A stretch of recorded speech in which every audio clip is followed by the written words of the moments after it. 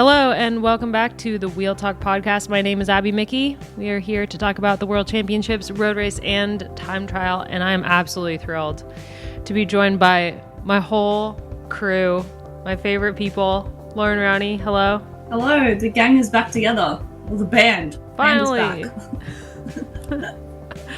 Gracie Elvin. Hey. Yeah, it's awesome to be back. Feels like forever. Yeah, and we're like home. Matt Deneve. Hi, yeah, great to be here, and yeah, a lot to talk about. As we just spoke about before we started recording, there was a lot going on Sunday. And okay, so if we were a band, like who would be what instruments? I feel like God. I feel like Gracie would be our lead singer. Oh no, that's like exactly the not. I cannot sing. The introvert is the lead singer. She'd be the drummer. That's not the point, Gracie. The point is like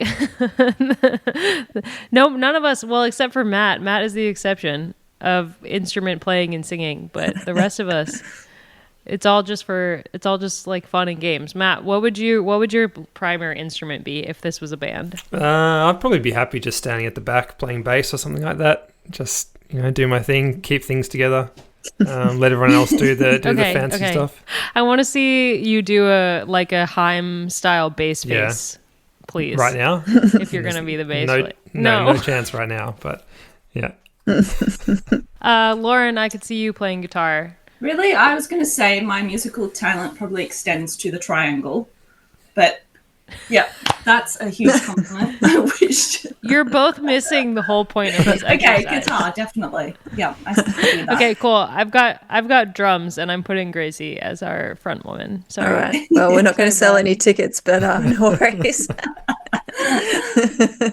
Before we dive into chatting about the World Championships, because there is a lot to talk about, this episode of the Wheel Talk podcast was made possible by the generous support of our members at the Escape Collective. Monthly memberships start at just $6.99 a month, or you can save 30% on an annual payment. For more information, head on over to escapecollective.com/join.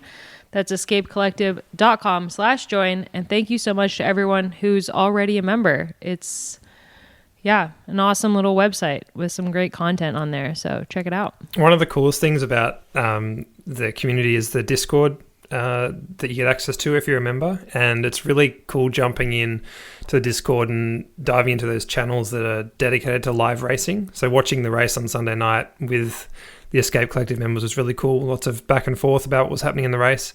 I think it's a nice little perk and cool to be part of that community. Yeah, and there's a couple people, Andy is one of them, who were actually at the race, and they were taking just these stunning photographs of the race.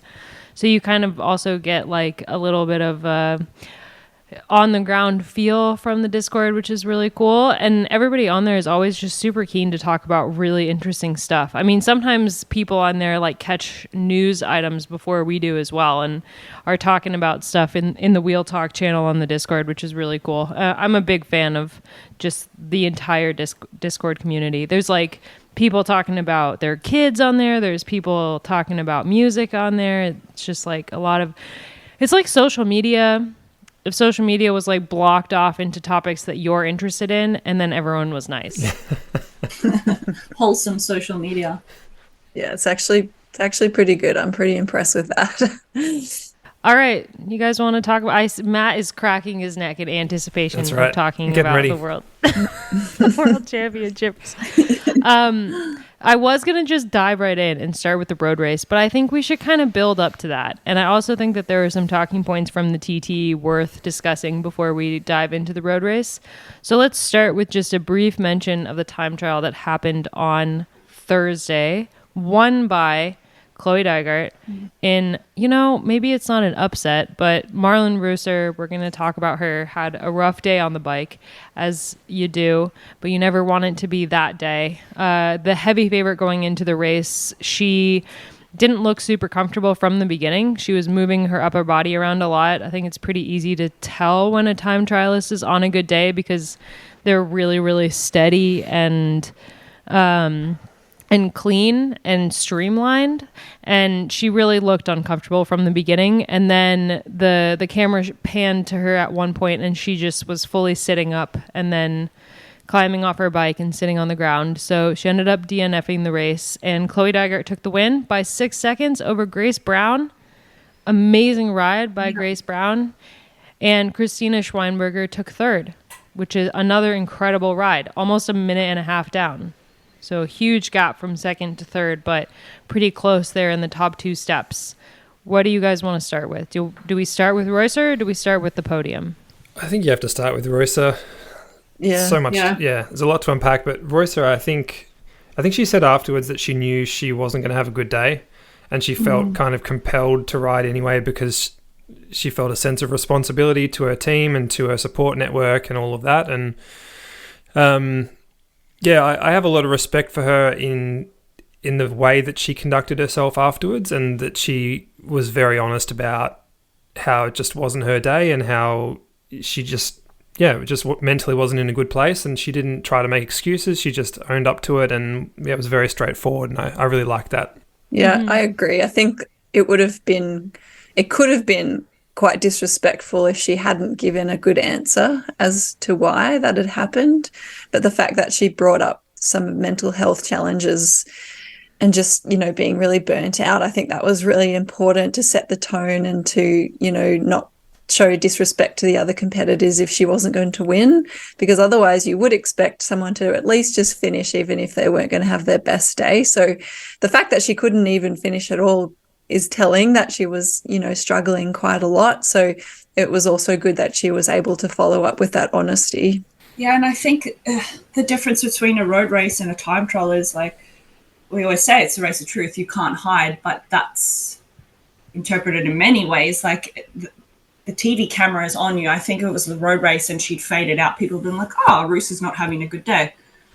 And she could have been having the same mental health struggles in that moment. But it's like to show up to the World Championship time trial where you're the favourite and you're not going to be good was, I don't know how hard that decision would have been on that morning, because it's just, you can hide in a road race and yes, you get dropped, like I said, and people will notice it, but then the race goes on. But it was just so obvious in the camera and the attention on her. And I really was like quite emotional in that moment, because I was just thinking to myself just what would have been going through her head, and the sheer disappointment. So, she's always so honest and upfront, and I really appreciate that when athletes can share that backside of the story. And it was just difficult to watch. You know what's really interesting about this versus like if it was in the men's side is I feel like in the women's side she was honest about where she was at mentally, and we all applaud her for that and think it's amazing. I think on the men's side there would be a lot of backlash if somebody did that. Yeah, maybe. I think we're in a good era that it wouldn't maybe have been received that bad in the men's, but I do agree that it might have been a bit different depending on the gender. But I don't think I've ever seen someone step off for that reason in a time trial at a big event. Like, it's like you said, Loren, it's easy to step out on a road race. Not easy, but like, I don't know, like that focus is intense. So it's just like, I was surprised to see her literally step off the bike in the middle of the time trial. Like again, it can only tell us that, that would have been a really hard thing to do in itself. And yeah, I just hope that she's got some good support. Like, no doubt that SD Works and maybe her federation as well, like, I have some good support around her, but I still feel like that's a big area that's still lacking. Like, we've come a long way with sports psychology and mental health care in sport, but it's like, I don't know, it's still hit and miss depending on the team. Mm-hmm. Or the federation. Yeah, I do wonder about SD Works, honestly, because I think that they're such a well-oiled machine, and they're so Dutch. Like, I don't know. I wonder if they actually will handle this well or not. I think her being one of their top riders might make a difference, but that's not fair, because it's not only the top riders that struggle with this kind of stuff. So I'm curious how they will receive this. They're very like robotic, and it was interesting to me to see Reusser like continue to be kind of the most human of the lot. Like her sitting on the side of the road in that stupid Swerks helmet, like with the so dumb, that helmet, like that memeable moment, but it was also just like, it was just gut-wrenching to see. I saw somebody write on one of the other pros said on Twitter, "Oh, Reusser's doing exactly what all of us have wanted to do at one point during a time trial." Just like, yeah, but I like in the moment everyone thought, "Oh, she must have a mechanical, like there must be something wrong," but No, I think in her body language, like Gracie said as well, you could just see that there was something clearly wrong, distressing almost. And I imagine from the moment she took off from that start ramp, before then, she didn't have the right head on her shoulders to do what you need to do that day. And I've never been a time trialer, so I really don't understand the discipline, but I can only imagine that you have to be 100% in that zone. Road races, you have 150 kilometers. You can have a shit start to a race, and then by the end come good. But you just can't do that in a time trial. we'll talk about how she bounced back in just a minute. I also want to talk about the podium, obviously, because, well, Matt, you spoke with Grace Brown about how this was a huge target for her this season. Yeah, well, she was silver last year in Wollongong in front of a home crowd, and she was obviously targeting gold this time around and didn't quite get there. But I think she'll look back, if she hasn't already, and be very proud of this result because, yeah, silver at Worlds is a fantastic ride and only 6 seconds off gold. And, I don't know what else to say about it other than she did an awesome job, set herself a target, did a great ride, and I think she can be really, really proud of that. And, I mean, I think it was always going to be difficult for her to beat Reusser, to be honest, but I think... yeah, coming home with a silver medal is a fantastic result for her. I think 6 seconds hurts more than 12 seconds for the same silver medal. And she said that. She was quite honest. She was like, yeah, of course I'm really happy, but that 6 seconds haunts me. So, like I've heard other people say, like if you can find time, that other person could have found time too. And she definitely got beat fair and square by Dygert. So it's nice to see two riders give their best, ride different races and still have a very similar finishing time. And plus Dygert was a bit sick, so that's also interesting too. So I don't know. I think Grace, maybe she could have found a few extra seconds, but ultimately you make those decisions out there and you do what you think you can do. And she did that and she had a great day. And she may be capable of winning the world title, but I don't think she's got that many years left in the sport. So it would have been frustrating and it would have been so nice. But yeah, ultimately she didn't do anything wrong and she had an awesome day. It was silver.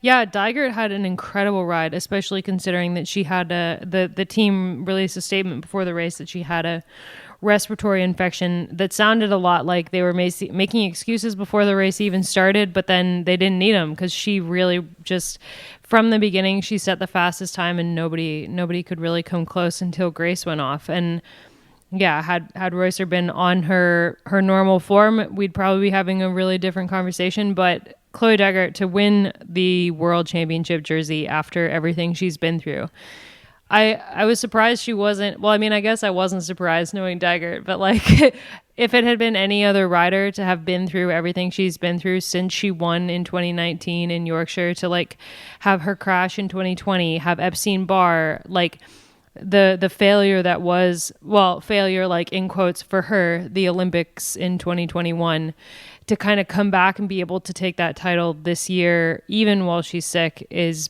pretty remarkable. I think like she was very subdued in the interviews, but I hope that she was screaming a little bit on the inside because it was such an incredible. It's such an incredible story, the entire thing, if you look at it as a whole. Yeah, and it really caps off her season, doesn't it? It's been a really impressive year for her on the road, and she's done some stuff that she hadn't before, and really established herself kind of as a sprinter, weirdly, but as we've discussed in the past, a sprinter who's much more than a sprinter. And that's a great result for her and sets her up nicely for, well, I guess the back half of this season, but also going forward. Yeah, and I guess when we look towards the Olympics, which is a year away, where she'll be targeting both the track and the road again, she's proven here at the Super Worlds that she was able to combine both. So I think if she stays healthy, she stays on track, she doesn't overdo it, she will be the one to beat in 2024. Oh God, the season's almost over, which means the Olympic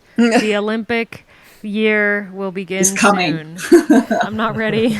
I'm not ready for it. Finally, we got to talk about Christina Schweinberger, because what an incredible ride by her. I mean, she tops it in the road race, arguably, but a podium in the TT is really incredible from a rider that I don't think many people knew her name before this race. Yeah, amazing. Definitely anyone that put money on her would have made a good return that day. But she was kind of coming good in the women's tour, but still someone that we weren't talking about that much.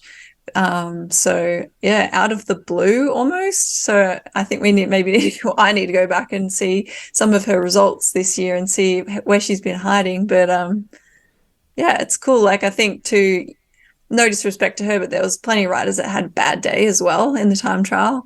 But like 1.5 minutes behind, that's actually quite a good loss, really, a good comparative ride to someone like Dygert or whoever was going to win on the day. So it seems like a lot, but when you break it down per kilometer, it's actually not that much, and it's incredible. So someone that we might be talking more about. Yeah, it was a pretty long time trial for a lot of riders. Like for the Dutch, it wasn't that long. Demi pointed out that the national championship time trial for them this year was actually longer, but for some riders, it was a pretty long time trial. That would have, unless you specifically trained for that, it would have hurt. Well, it would have hurt anyway. I said finally, but I should have said before. Yeah. We also just mentioned to Antonia Niedermeyer, who won the U23 title after her horrendous crash at the Giro. Like, another incredible story from the Canyon SRAM camp, winning that stage of the Giro and crashing the next day on her face, and then to take this title she just is so impressive, and she was incredible again in the road race, and I just can't wait to see what she does next year. And to come back from that injury, she had there was a lot of impact to her jaw and her teeth, so pretty cool to see her back, like, already at the pointy end of a race, even if it's a time trial, so soon after that crash. That's actually quite a good segue to the road race, because I was going to say, you know how you can identify riders in terms of, at the Worlds they're wearing their national jersey, but the helmets. And I noticed the Canyon SRAM helmet and the Jumbo Visma one for me are really, they really do stand out. But I noticed those helmets a lot in that race. So just like the rest of the season, I thought Canyon SRAM were really impressive throughout the road race, all the different stages that we saw. Like, not to bounce around too much, but obviously one of the rides of the day, Elise Chabi, again, like, she's just always on the attack. She just loves to be off the front solo on her own. Every single time I think she wishes she had like a buddy with her. But like, between her and then we had Agnieszka Soika up there in the beginning of the race, there was like, from the beginning, you knew it was a hard race when the early break was like Lizzie Deignan, Elise Chabi, Juliette Labousse, Ashley Moline-Passio. Yeah, Senna Kant, Blanca Voss. Like, what a freaking monster of an early break to go away. And they got caught, like, thanks to the German team putting so much pressure on Crow Road on that one climb before they got to the circuits. But clearly they thought, okay, we need to get ahead of these circuits before we get there, because if you can get a gap, you can hold it in the circuits.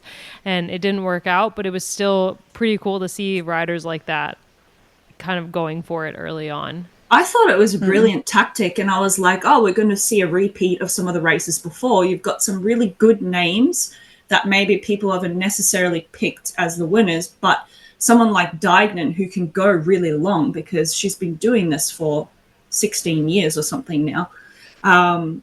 That was a brilliant move. And yeah, it just, I think when the Germans really drilled it to bring that back, because it was dangerous, and, you know, it's the last race of the week and everyone knows what could potentially happen on that circuit, and how that early move, if it's strong enough and the group behind hesitates, it's impossible to bring it back in those last laps. So yeah, I guess when the Germans decided to drill it and bring it back, which was, I guess, the best decision for that team, as well as, I think it was the Italians. Did they miss it?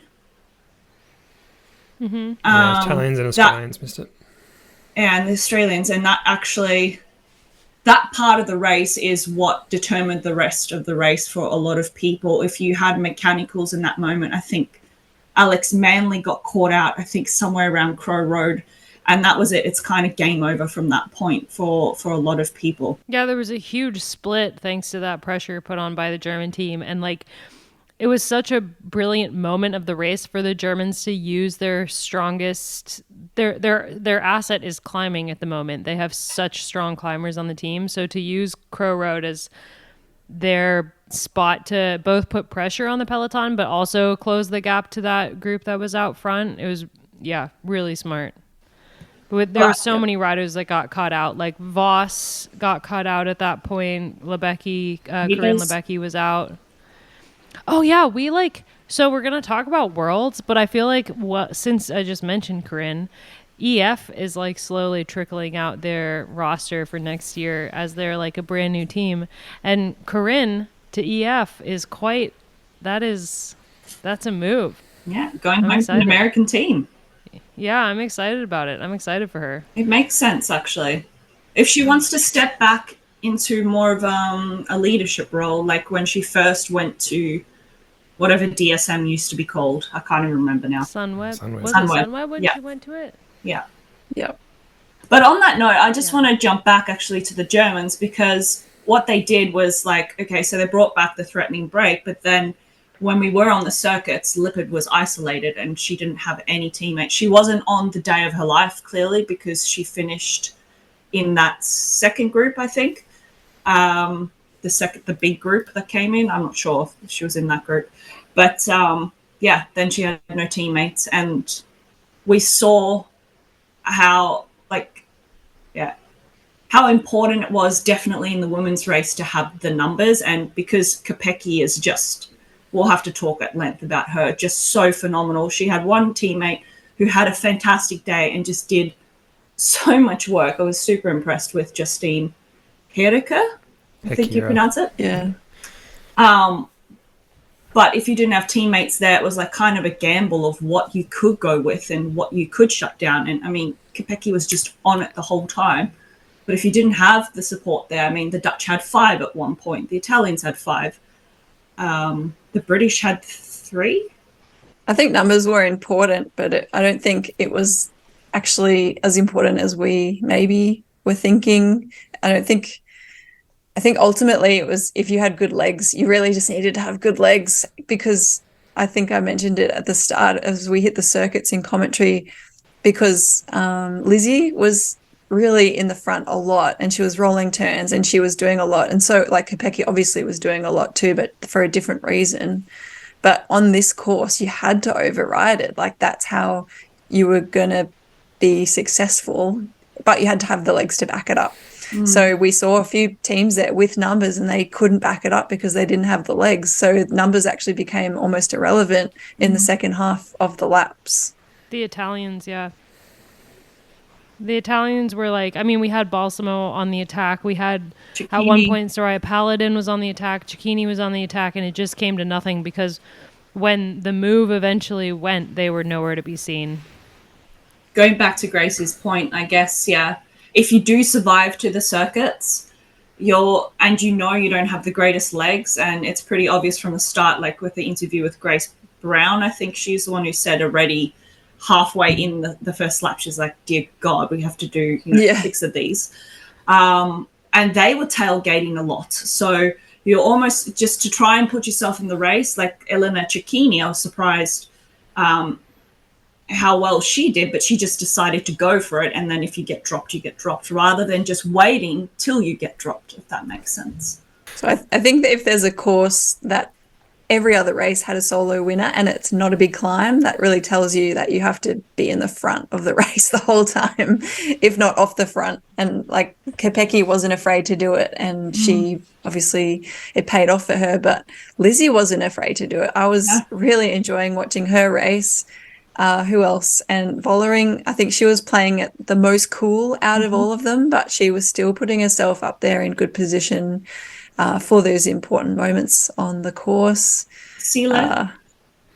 Sile was doing a really good job as well. So it was just interesting to see, because we don't really get to see that kind of racing that much. Like, it was literally a crit on steroids, even though that's probably a bad way. I mean, I didn't want to say that, but it's like we actually don't get to see that kind of course very often.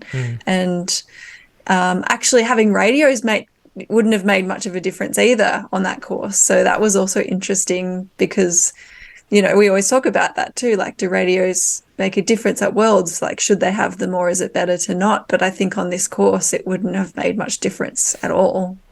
Speaking about being at the front, Elise Chabier's ride was amazing.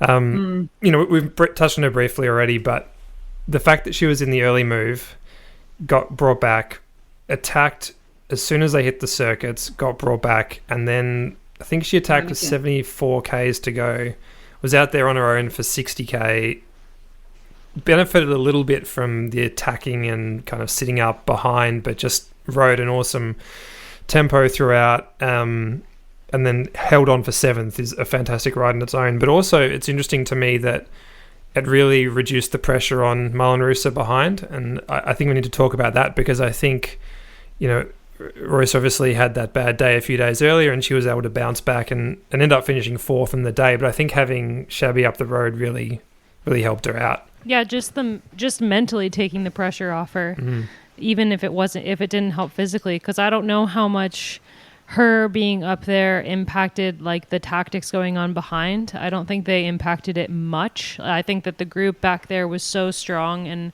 full of such incredible riders that having Chabier up there, as amazing as she is, they wouldn't have been thinking, okay, well, we still have to think about catching Chabier, because I think they would have they knew that they were just going to race their race and she was going to come back naturally. And while Marlon Russo was able to sit on, I still don't think that she would have done that much in the way of attacking. Maybe she did. She still went off the front a couple times. There was like one time when she got like a couple bike lengths, and I was like, oh. But I do think that mentally more than physically, having her up there would have made a massive difference for Marlon Russo in that moment. Yeah, it's a really good point. There's a quote on the SD Works website after the race where it was from Vollering talking about the fact that Kopecky got annoyed with her during the race because Vollering wasn't committing as much to the chase. And she was saying that at one point Kopecky seemed worried about Chabier staying away, and that she was really trying to get Vollering to work. She said something like, "It's now or never, we have to go, otherwise we're not going to get her." I agree with that, though. I was sitting on the couch because, again, I've been watching all the races, and even though that group behind was so strong, we've seen what can happen if you do hesitate too much. And it was like it was coming back, and then it can blow out so quickly because, like Gracie said, she's riding a really strong, consistent pace. Or maybe, Matt, you were saying that. Just, you know, and we know she can go long, Chabier. So I understand Lotte's nervousness around it, because I think I would be. And you could see on the day she was willing to do everything possible to win that jersey. She wasn't going to let anything stop her from that. If she did lose it, she would have done everything possible. No hesitation. And that was just, for me, I don't know, I was so excited. I don't think I've screened at a TV that much before when she went. Just her whole year and everything, and maybe now I feel a little bit patriotic towards this country. But yeah, it was just she just kept putting herself back in the race time after time. And at the World Championships, we do see it where there's those moments, those slight moments of hesitation that cost that gold medal. And you sit there just as a spectator, a former athlete going, oh no, I can't believe this is happening. So yeah, for me, I thought Vollering played it sometimes too safe. And actually it appeared to me when Kopecky did make that final attack where she got away from Vollering, it seemed like there was that moment of hesitation. I don't know if you guys picked up on that. I think that cost her the race. I don't know if there was hesitation as much as like it was such a hard race and there were so many attacks and there was so much action that happened and there were so many attacks that got brought back like naturally, like it was just kind of like moving and flowing the entire race with different riders going and different riders chasing and different riders being brought back and different riders trying to bridge and everything that was happening from that main group of players by the end of the day, that I feel like when Kopecky finally went and chased down that move by Sile and the two of them were off the front, it wasn't so much that like Vollering, I think Vollering just, maybe she hesitated. She missed that acceleration by Kopecky, but I think a lot of it was just the elastic finally broke. It was going to happen at some point, and that was the moment that it did. And like it was multiple elastics breaking, because the first was when that move went already, the move of the riders that like made the race in the end. That was just, they were all in the right place at the right time, but they were also all the strongest riders on the day. Like it was such a selective race, and we always say there's nowhere to hide in a road race, but there was really nowhere to hide on that course and in this race. And I loved almost every second of the circuit race. I do think that there is something to be said about the crash of Sarah Roy and Emma Norsgaard, and like watching poor Sarah Roy like on the ground for so long with no medical being able to get to her. I think there is something to be discussed in that. But as far as exciting racing, you can't sit there and have watched this race and everything that happened in this race and not say that it was one of the best worlds we've ever seen, and that the winner was an absolutely deserving winner who was without question the strongest rider in the race on the day. Yeah, it's interesting to me that the rider that everybody thought was going to win won, and probably won in the way that we thought she was going to win with a late attack, and yet there wasn't any sense of okay, well, that was predictable, because it was such an aggressive race, and because Kopecky had to do so much work and had to put herself out there so much, as you said, Loren, had to take so many chances and spend so much time out front, that it felt like when she did finally do it, it was just so well deserved. It wasn't like, okay, you did this easily. You didn't just ride away from everyone easily. You absolutely earned this, and that's amazing to watch. Yeah. And like for the most part, actually all the major countries didn't ride defensively either. They all made it hard for her. Like they just didn't have the legs, and some riders we were expecting more of, but overall, like, they made it bloody hard for her. It was really cool. They didn't hand it to her on a platter, that's for sure. No, and there was more than one time that she was like, come on. Like, she did that probably 3 or 4 times. Like, work with me. And everyone was like, no. Nope. We're just going to ride away the next time we go up that Montrose Street. Hell no. Yeah. And I mean, maybe Demi wasn't super of that group. Like perhaps Demi was the most kind of boring rider to watch on the day, or the most conservative rider. But like Annemiek was in there, and she was throwing attacks and getting bike changes and chasing back on, and she was super exciting to watch. Like the Dutch in general were still really aggressive, especially like we had Rihanna Marcus attacking. Like we had Shirin Van Anrooy was like kind of did a really great lead out into the base of one of the climbs that wasn't super steep, one of the climbs like in the park. She did a really great lead out into there so that Annemiek could attack, which eventually spurred the race winning move. So the whole Dutch team did a really good job. It was just, Kopecky was just stronger than Vollering on the day. And also I think like Vollering coming into this race, like no one was going to let her win. After she just completely destroyed the tour, she had the most... Kopecky was the favorite to win, but Vollering had more eyes on her, more people holding on to the back of figuratively holding onto the back of her bike, trying to hold her back from winning. And we saw that a ton in kind of the mixing up of the race in the final laps with riders attacking. We had Lizzie Deignan with an incredible attack, and she had Schweinberger with her. And then Rooser was bridging to that, and Seeley was bridging to that. And it was like, and Demi was the one who was kind of just trying to fuse it all together. And I feel like Demi's strongest moment of the entire race is when she brought that whole group back together and then immediately attacked. But it just wasn't on Scott Street, so it was like, it wasn't on Montrose, it was on the other really steep street. And it was such a great moment of, like, we talk about like textbook moments in a race. That's what you want to do if you're dropped and you are doing all the work to bring it back. You want to hit the group before you you want to attack before you've made contact with the group out ahead, because you're going faster. And she did that, and it was perfect. But Kopecky was just too good. Kopecky knew exactly what she was going to do, and she latched onto her right away. And I mean, I guess one of the most surprising things for me for the entire race is that it took so long for Kopecky to be able to go. And it took and everybody was so determined to make it hard for her. I mean, like, Deignan, what a day she had. Incredible. 10 months after having a baby, finishing sixth at Worlds, but not only finishing sixth at Worlds, it's not like she rode in for sixth. Like, there was at least 3 moments in the race where I was like, holy shit, she can Lizzie win. Deignan is going to take her second Worlds title right now. Yeah. I was like, Gracie was crazy for this choice. Now she is not so crazy. Called it. Nah, she was brilliant. Like, regardless of the result, like on paper, I think she earned even more respect, if that was possible, from the cycling world. I think there was heaps of people singing her praises that day and afterwards. So yeah, pretty cool.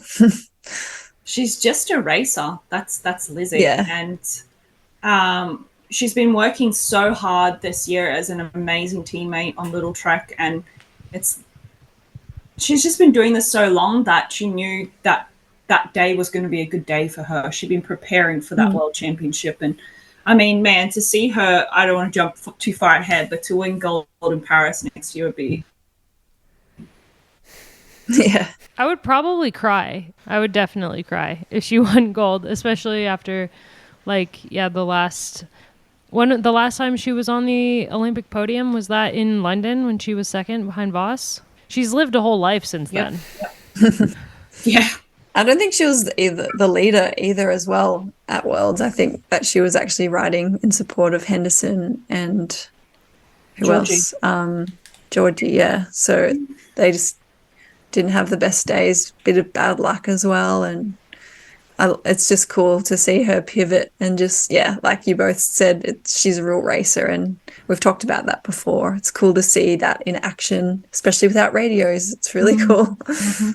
Not to divert the conversation to another sport, but just like an hour ago or less than an hour ago, there was a lot of screaming going on in my building, and I was like, man, that's weird. I don't know what that is. And I was just going to open First Cycling to look at the results really quick to make a point.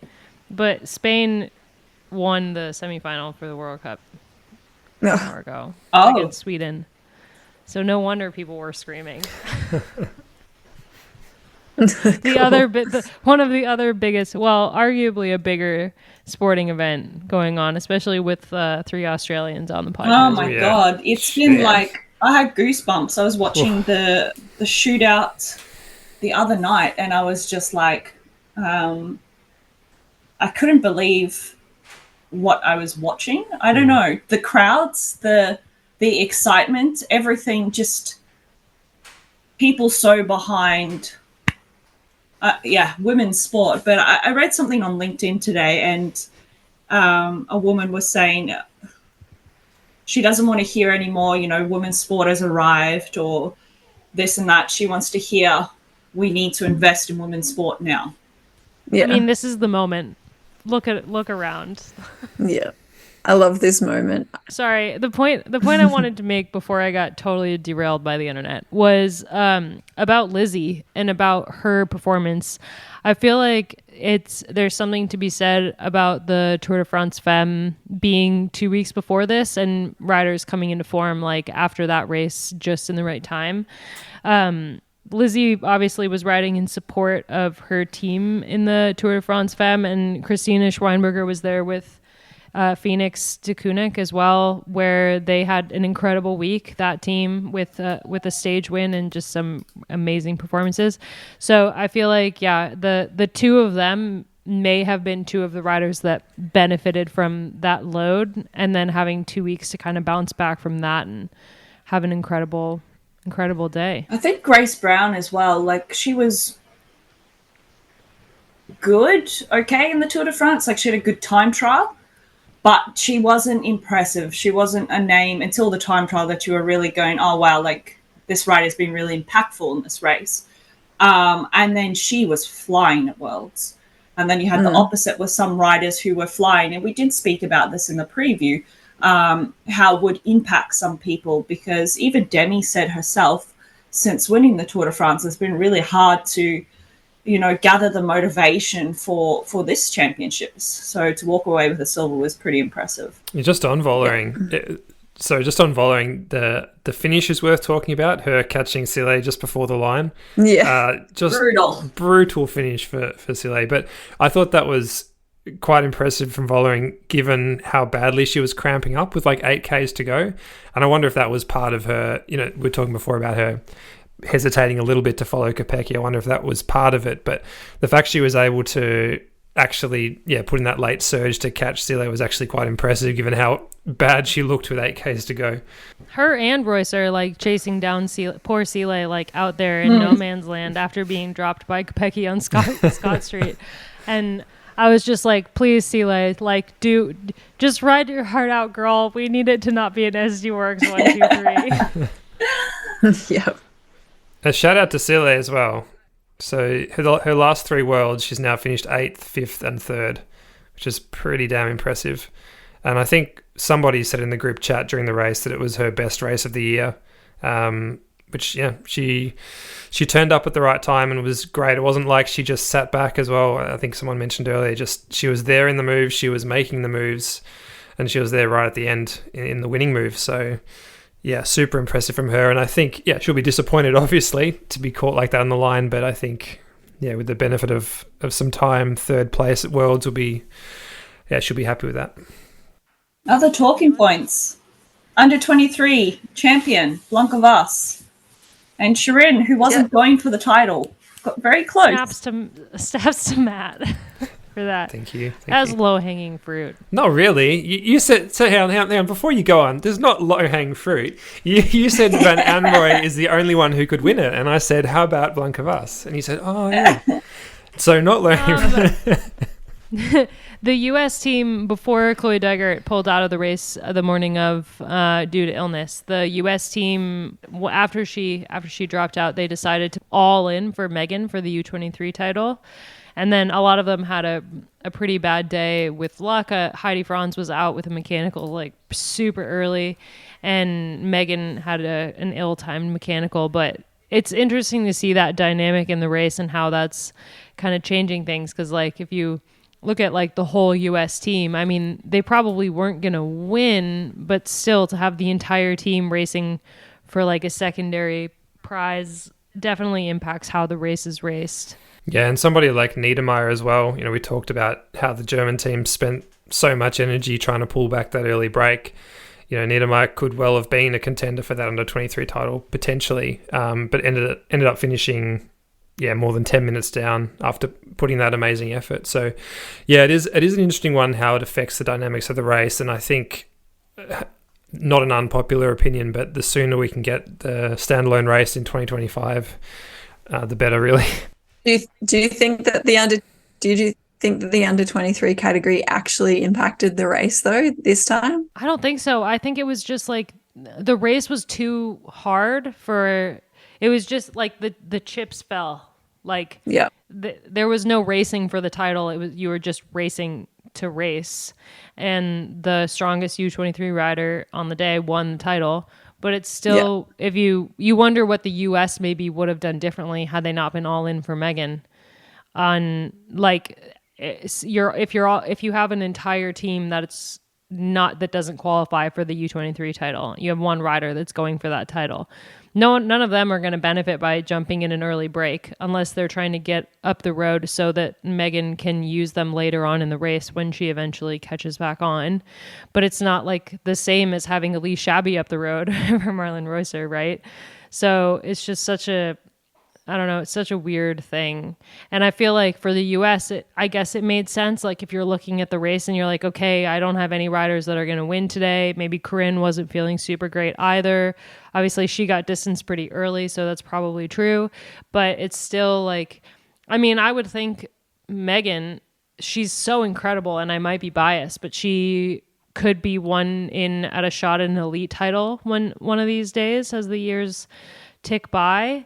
And so for her, going for that U23 title is maybe a little bit of a warm-up practice for when she eventually will go for the elite title. But I still think that she could have just been racing for the title itself. But then at that point, it's just confusing, like trying to keep track of the riders that are U23, like who are your competitors? Just forget about the rest of the race going on around you. But in this situation, like you really can't, because this race was just so chaotic at so many points. I don't know. It's just, if you're racing for that title, and we have some phenomenal U23 riders, it's kind of like, the race is going to make that selection naturally. And as long as mechanicals and illnesses and such things don't fall into place, affect the race, then those riders are going to be there. And then say, like in this race, for example, once the race had gone and like Blanca Vast hadn't been able to go with it, and, Shirin was definitely in a worker's role, then you can begin to think about it if the medals, the elite medals were really gone. Because I do think riders like Blanca Vast would still be racing for, she came fifth in the 2021 Worlds. So who's to say she, on a really, really good day, couldn't have been right up there, top 5 again. And then that's kind of how I view it in that way. And maybe if you're from a smaller nation and you have a good rider who can maybe get a bronze medal, because you have riders like Shirin, who will be definitely in that working role, as she said in multiple interviews, then you could put a whole team around it if your U23 rider is the best rider. Sorry, just quickly on Blanca Vast. She said after the race that she felt really, really ordinary at the start of the day, and she got into the breakaway because she felt so bad. She felt like she had the best chance of doing something from there. And then, of course, she got dropped on Crow Road from the break straight back to the peloton, and then got to the start of the circuits and almost pulled out. She was feeling that ordinary, but she started to feel better as she went on. And then to win the title from there is pretty impressive, I thought. Sometimes you feel like you're on a really bad day, but your legs say otherly. Otherwise? Your legs have something different to say. Otherwise, there. Thank you, words. I feel like I've mentioned this already on a podcast, but I used to be teammates with Linda Williamson, and every single day she would start the day and she would be like, "Okay, guys, I feel shit today." Every single day. And then I was talking to her, I was like, and then she would be amazing. And every single time I was like, man, the day that you feel great is a day that the world should watch out. And then she was messaging with me the morning of the TT in Richmond Worlds. She was like, I feel good today. And I was like, oh shit. But yeah, I mean, it's funny how that works. I feel like this is a race where this would be such a rough race to feel bad in, but still even if to play that mental game of okay, I feel bad, but if you're still holding on, you still feel bad, even though your legs are doing the work for you, you're still just suffering so much. But I think it's safe to say Kopecky felt good and continued to feel good. She was just on fire. The last Belgian winner of the World Championships was Nicole van den Broek in 1973.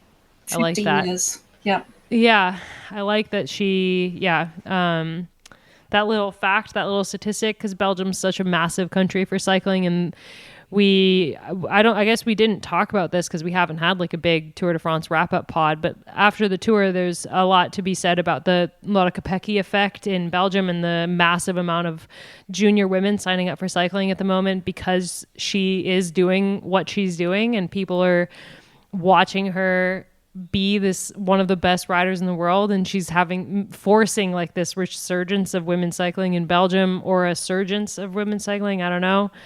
And it's really cool to see. And I think about that, and I think about all of those junior riders that very cute. 10 out of 10, 13 out of 10 cuteness. Stop distracting us, Gracie, with your No, but Abby, on that note, I've been coming to Belgium now since 2017, and honestly, like, I remember that year when Gracie won silver. She got second at the Ronde van Vlaanderen. And I was desperately, I was driving somewhere at the end of the race, and, you know, they were live broadcasting the men's race, and they didn't even mention the results of the women's race on the radio. It was just nothing. Like, women's cycling, and Jolien was doing really well at that time. You know, she was one of the top riders in the world as well. And I was like, she's a Belgian female racing at the highest level. And now it's like, honestly, Kopecky is a household name. When I went to the workspace yesterday, we've got a little cycling group chat now. And one of the guys said, after Kopecky's win yesterday, I'm motivated to ride a bit more. So cool. And they were talking to me about the race and everything. And these are people who don't follow cycling. They're hobby cyclists. So a lot of recreational cyclists in Belgium, you know, don't necessarily follow the sport. They aren't diehards. Everyone watches the Ronde and parts of the Tour de France, but it's just been really cool to see. And you can just see it in the depth of talent now with some of the young Belgian riders. And we spoke about this, I think, many months ago, even last year with Jolien, how it's just exciting to see more Belgian names because, you know, 10 years ago, I didn't really notice the Belgians. Yeah, pretty incredible. Imagine if Wout had won the men's race. The whole country would have just burned to the ground. He's never going to win it. I'm calling it now. He won't win the World Championships. I just have this. Wow. My partner and I just feel like it's just this one race that will always elude him. And then he'll be like Valverde and maybe win it at 40 if he continues to then. Wow. Sorry, Walt. I know you don't listen to the podcast, but in a way, Kopecky winning where Wout can't is pretty, like, yeah, ha ha ha. Wout is the Lotte Kopecky of the women's peloton, of the men's peloton. I like that. Yeah. He couldn't get second at the Tour de France. Wout wishes he was the Lotte Kopecky. It's true. Yeah. She's just going to be a great world champion as well. Just, I think, for all the reasons we've mentioned, but just there's something cool about seeing her in rainbows. And, you know, the Spring Classics next year, I'm already really excited for that, and seeing her line up at Flanders in rainbows. That's going to be awesome. Oh, imagine being a Belgian in the rainbow jersey at Flanders. Yeah. That is amazing. I'm going to be out there. I will be out there with my newborn baby on my chest. And I've got a little tiny, I'll show you, well, after the call. I've got like a little World Champions jersey. And honestly, you can ask Hannes, I've been waiting for her to become world champion just so I can, you know, put it on Harry and go, Lotte, please sign it and take this photo because I'm going to put it in his room and he's going to idolize you. I almost got sucked into the UCI marketing when we were in Glasgow walking around because there was all these tiny little world champ jerseys. And I was like, oh man, I really want to get one for Lila. And then during the men's race, I was like, oh, I might have to get one for Lila. Yeah. And then I was like, okay, well, it's fine. Maybe I'll just get one for Lila anyway. But they also had these like Highland cow hats with little like rainbow. Did you get a Highland cow? Did you get one of those? I almost did. I think it might be a lifelong regret that I didn't get one, but I was with Tom's at the time and he was like, no, you cannot buy that hat. And I was like, but Anyway, yeah, I agree. Such a worthy winner, and I really can't wait to see how she wears the jersey because I think she's going to do us proud as the world champion for the next year. Should we wrap this podcast up with a little bit of what we're obsessed with this week? Loren and Yeah, we're all obsessed with Loren and Gracie. Actually, I'll do this. I listen to a podcast where they do this Vibe and Unsubscribed, which is quite similar to this in a way. But like, this is not educational or insightful or anything like that. And I think Gracie knows it. I've gotten into Gossip Girl again because I've had a lot of time. I've had a lot of time on my hands. And I'm vibing Gossip Girl. And I feel like I've just finished. No, I feel like I'm back at university. Amazing. It's so good. So that's it is vibe. Nice how those shows, they kind of bring you back to a time when life was a little bit simpler. Yep. I like Gilmore Girls for this reason. Every time I watch it, I'm like, Gilmore Girls is the best. Yeah. It doesn't age well, but it's still amazing. Yeah. None of them age that well. No. Some of them do, which is surprising, but most of them don't. Veronica Mars was another one that was just, man, I love her. I used to love Veronica Mars. Oh, such a good one. I watched the whole first season of Sex and the City on the plane back from Europe. That was good. That's good. When would that have been? That'd be almost 30 years old, 25 years old? Late 90s, right? Old. Yeah. Yeah. That's a long flight. Yeah. Because that was pre 8-episode seasons that we have now. Such a cop-out. Anyway, I can go next unless you guys have a good one. Well, I've just been in Scotland for the World Championships, and although the second half of my trip got derailed, the first half of my trip I had a really great time gin tasting, because everyone thinks of Scotland and they think of whiskey, but actually gin is massive in Scotland. So I brought back no Percy Pigs because I yet again failed in my endeavor to get Percy Pigs. But I have 10 little tiny bottles of different gin types to taste throughout the next. It's going to take me probably 10 months to get through them because I have one gin and tonic a week. But I'm definitely really excited to continue my journey of tasting different gins. And a shout out to Kit Nicholson, Matt and I's colleague over at Escape Collective, because she gave me a handful of a couple of her favorites, and so I'm really excited to try those gins out. Love a G&T.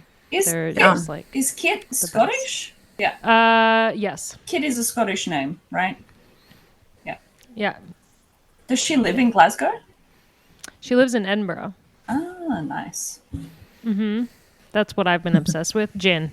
I don't have anything quite that exciting, but more of a philosophical one from me today. I've been having this feeling a bit lately like the days, weeks and months are kind of blurring into each other a little bit, notwithstanding, going to the tour and the amazing time that was. But just feeling a bit like life is getting a bit samey or something, and just feeling a bit like I'm trying to lean more into doing things out of the ordinary, things that stand out. And the tour was a good reminder of that, to take the opportunities that come your way and do things that are interesting, exciting, out of the norm, that you'll look back on and remember, rather than the time just flying by. And we've got a little family holiday coming up next week for just a week, up going to the beach and trying to get into doing some more camping as the weather gets better, and just things like that. And just a reminder to myself that even though time does seem to fly by and a lot of the days often are quite the same, it's in my control to be able to create good memories and do things that are different and make things stand out. So I've been thinking about that a lot lately, and trying to push myself to do more interesting things. I like that a lot, Matt, because that's all awesome. The feels. Yeah. I think as well, having small children, I don't know how old Luca is. Is he around Harry's age? Yeah, too? Almost two next month. Yeah. Yeah. So you do. And actually at the moment, it's weird. I kind of miss the routine we had, and I think I used to complain about it. And the thing I love about my job is quite often I get to take off to different countries in Europe for work. And I love meeting new people and talking about things I'm interested in. But at the moment, it feels like it has felt like there's been no normal routine.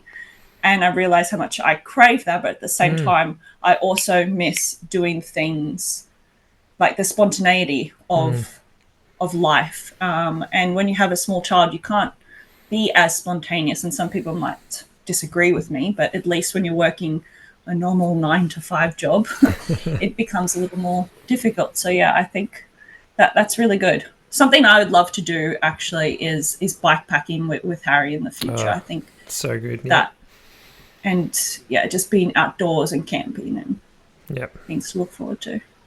Gracie, you're up. Well, I'm going to say the thing that I've refrained from saying this whole time, but I've been away for a long time, so now I can say it. I'm obsessed with my cat.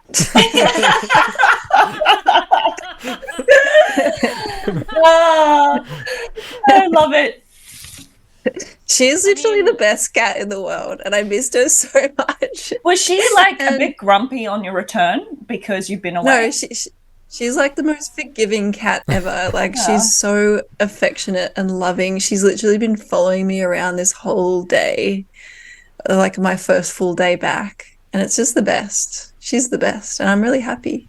Aww. It's so good. Can I trade you my baby for your cat? Because when I got back from being gone for the Tour de France Femme, I was like, oh, Lila's going to be so excited to see me. Every time she sees Tom, she's so excited.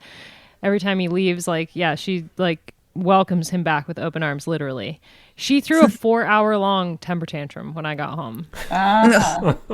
Yep. She was not excited. Like, maybe she was excited to see me, but it came out in a very negative way that was not super fun. And so I would like to offer you a trade. I'll think about it.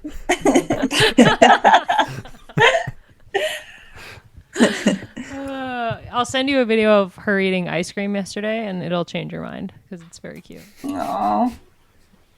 I'll send you a photo of Billy just sleeping really cute, and that'll also change your mind.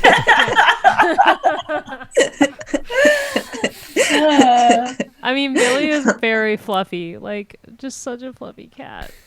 Yeah, she's pretty adorable.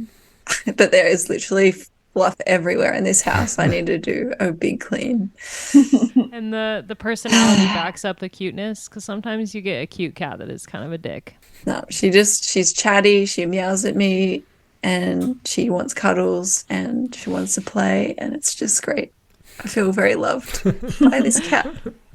Well, on that note, we're going to wrap up this week's episode. Thanks so much, everyone, for listening, and we will be back next week. We still have more World Tour races to come, which feels weird. It feels like the season should be over, but it's definitely not. We have the Tour of Scandinavia coming up, which we love. So we'll be back soon to talk about that. And at some point, we'll do a huge Tour de France Femme debrief pod with all of us, the regular crew, mostly because I want to know what Gracie has to say. So that is coming your way at some point in the near future. Thanks, everyone. And don't forget to head on over to escapecollective.com/join to become a member and support what we do.